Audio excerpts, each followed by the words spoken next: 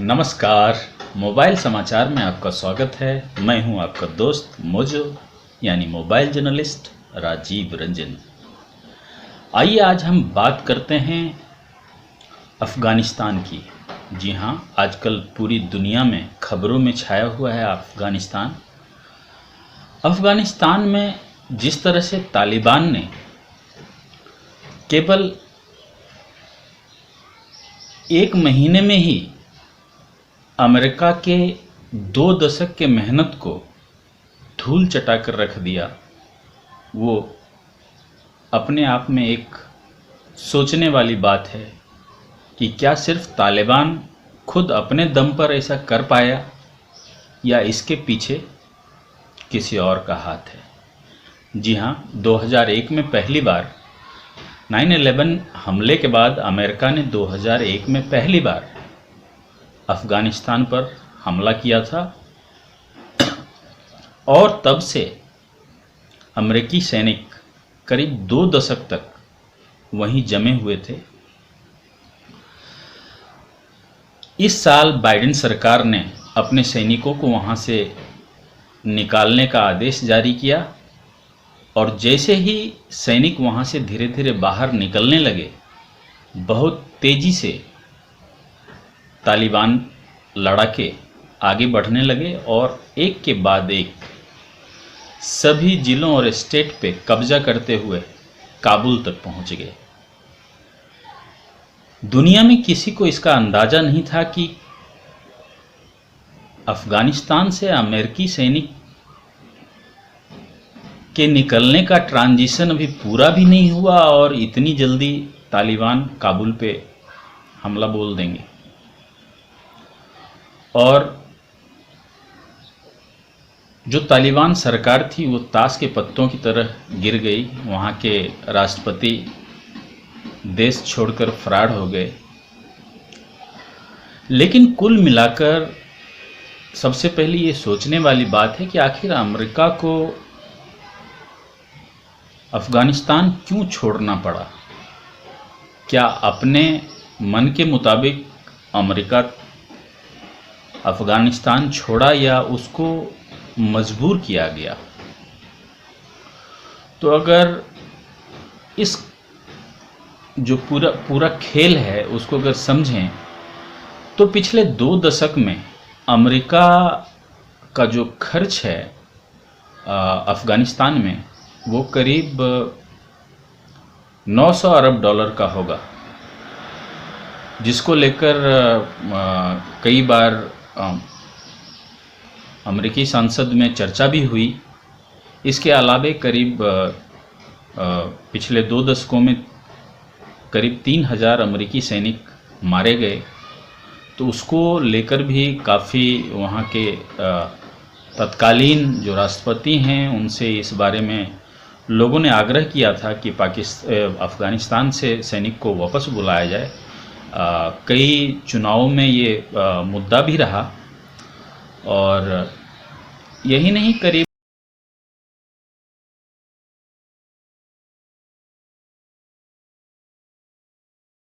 सबसे ज़्यादा अमेरिकी सैनिक ही थे वहाँ।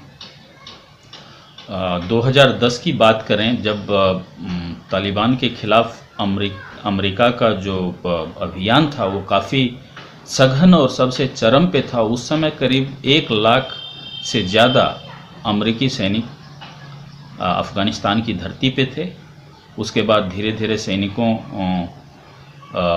में कमी होने लगी और 2021 आते आते आधिकारिक तौर पे तो 4-5 हज़ार सैनिक ही अमेरिका बताता रहा। हालांकि कुछ 20-25 हज़ार के करीब उनके सैनिक होंगे। अमेरिकी सैनिकों के अलावा वहाँ नाटो देश के सैनिक और दूसरी सबसे ज़्यादा बड़ी संख्या में सैनिक ब्रिटेन की थी। उसके बाद नाटो के जो देश हैं, तीसरे नंबर पे जर्मनी का था। उसके बाद नाटो देशों के सैनिक अफ़गानिस्तान में डटे हुए थे। तो अमेरिकी सैनिकों को अफ़गानिस्तान से वापस लौट जाना, लोग भले ही इसको अमेरिका ने कहा होगा कि हम लौट जा रहे हैं, वहाँ हमको वो नुकसान हो रहा है, लेकिन बेसिकली ये अमेरिका की हार है और रूस और चीन की जीत इसे कहा जा रहा है। अंतर्राष्ट्रीय कूटनीतिज्ञों के माने तो रूस और चीन इन दोनों का हित बहुत ज़्यादा अफ़गानिस्तान से जुड़ा हुआ है। रूस के तो जब सोवियत संघ हुआ करता था उससे टूट के जो 3 देश अलग हुए हैं उसकी सीमा अफ़गानिस्तान से लगती है। अगर मध्य एशिया का सामरिक दृष्टि से सबसे महत्वपूर्ण देश अफ़गानिस्तान माना जाता है, इसलिए इस पर सदियों से अंतर्राष्ट्रीय अलग अलग पावरफुल देशों की नज़र रही है। 19वीं सदी से लेके 21वीं सदी तक वहाँ कुछ न कुछ होता ही रहा है हलचल। और चाइना का हालांकि अपना कोई पर्सनल बॉर्डर इशू नहीं है, लेकिन चाइना जो वहाँ के जो माइंस के भंडार हैं, करीब 1400 एरिया ऐसे हैं अफ़गानिस्तान में जो माइंस से भरे हुए हैं। इन 1400 एरिया में आप कोल, कॉपर का एक बहुत बड़ा भंडार है, कोल है, आयरन ओर हैं, इस तरह के तमाम तरह के खनिज संसाधन वहाँ उपलब्ध हैं जिसे चाइना टैप करना चाहता है, अपनी ओर लाना चाहता है। अगर हम बात करें तालिबान की तो 1994 में इसका गठन हुआ और मात्र 25 साल में एक देश पर कब्जा कर लेना इस संगठन के लिए अपने आप में भी एक बहुत सोचने वाली बात है कि इतने कम समय में ये संगठन इतना मजबूत कैसे हुआ। तो इसके पीछे कहीं ना कहीं रूस और चीन का बैकअप रहा है। ईरान के तो खुद के जो इस्लामिक आर्मी करके उनकी एक संस्था है वो तो खुद तालिबान में शामिल होते रहे हैं छुप छुप के।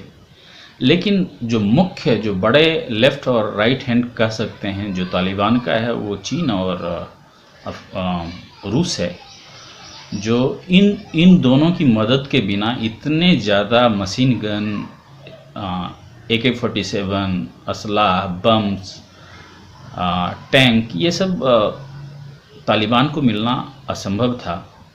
फाइनेंशियल सिक्योरिटी इतने सालों तक लड़ने के लिए, हालांकि कभी भी 1994 में जब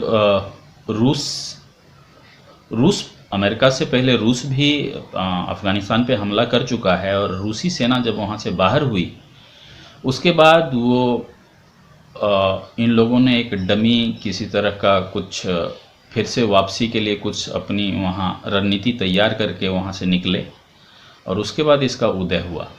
तो लेकिन चीन और रूस कभी भी खुल के तालिबान का सपोर्ट नहीं किया, लेकिन चाइना एक जरिया रहा है। ये पाकिस्तान एक जरिया रहा है जिसके जरिए चीन पाकिस्तान के जरिए तालिबान की मदद करता रहा है। रूस और चीन पाकिस्तान के जरिए तालिबान की मदद करता रहा है। शायद यही वजह है कि तालिबान इतना मजबूत होता चला गया। जैसा कि आपको बता दें, हर साल लगभग पिछले 2 दशकों में भले ही तालिबान का राज नहीं था, लेकिन 4 से 5 हज़ार लोग हर साल मारे जाते थे। कभी स्कूल में, कभी हॉस्पिटल में बम ब्लास्ट हो जाता था। तो कम से कम तालिबान के आने के बाद ये जो मासूम बच्चे और ये इस तरह के बम ब्लास्ट होते थे उसकी संख्या घट जाएगी, वो ना के बराबर रह जाएगी।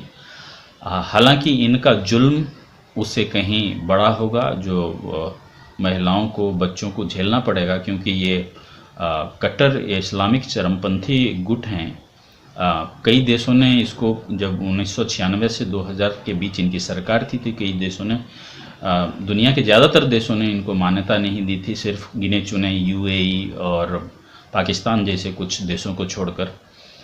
इस बार लगता है कि इसको जो कूटनीति है तालिबान की, जो रणनीति है वो कहीं और से चल रही है, इसके पीछे रूस चीन का हाथ है।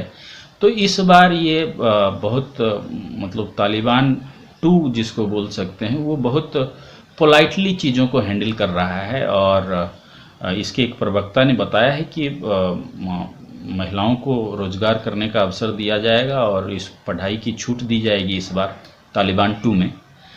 ये तो आने वाले देखने वाली बात होगी, क्योंकि तालिबान खुद कई चरमपंथी गुटों का एक संगठन है।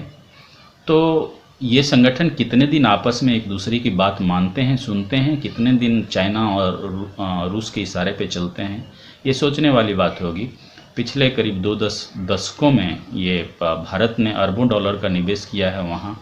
पार्लियामेंट से लेके बांध, पुल, सड़क, बहुत चीज़ों का निर्माण कराया है, जिसे हालांकि तालिबान अभी स्वीकार रहे हैं। भारत ने भी अपना स्टैंड क्लियर नहीं किया है और अभी क्लियर करना भी नहीं चाहिए। धीरे धीरे इनको देखना पड़ेगा कि तालिबान किस तरह से सरकार चलाएगी और कैसे कैसे कौन कौन से देश इनको मान्यता देते हैं, और उसके बाद भारत को अपना रुख क्लियर करना चाहिए, अपनाना चाहिए, क्योंकि भारत के लिए भी ये अफ़गानिस्तान काफ़ी अहम एक देश है।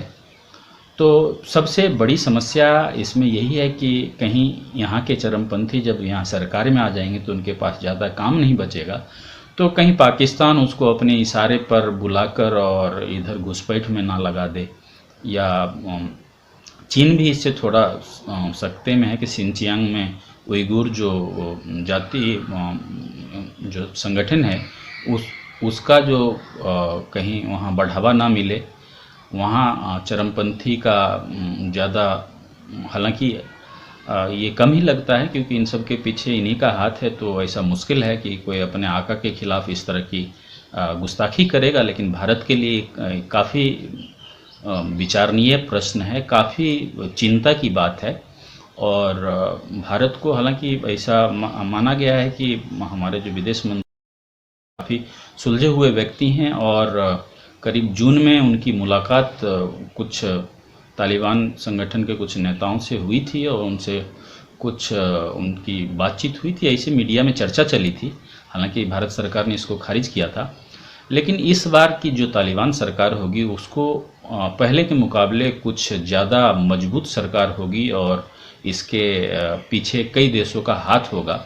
तो इसलिए भारत को इस पर थोड़ा समझ बूझकर और ठंडे दिमाग से निर्णय लेने की ज़रूरत है। तो हमें लगता है कि अफ़गानिस्तान और तालिबान और चीन, ईरान, भारत और रूस, इन सब से कैसे ये जुड़ा हुआ है एक दूसरे से, इसको समझने में आपको थोड़ी सहूलियत हुई होगी इस रिपोर्ट के बाद। अगर आपको ये रिपोर्ट अच्छी लगी तो प्लीज़ मोबाइल समाचार को लाइक कीजिए, सब्सक्राइब कीजिए, अपने दोस्तों को भी बताइए। नमस्कार।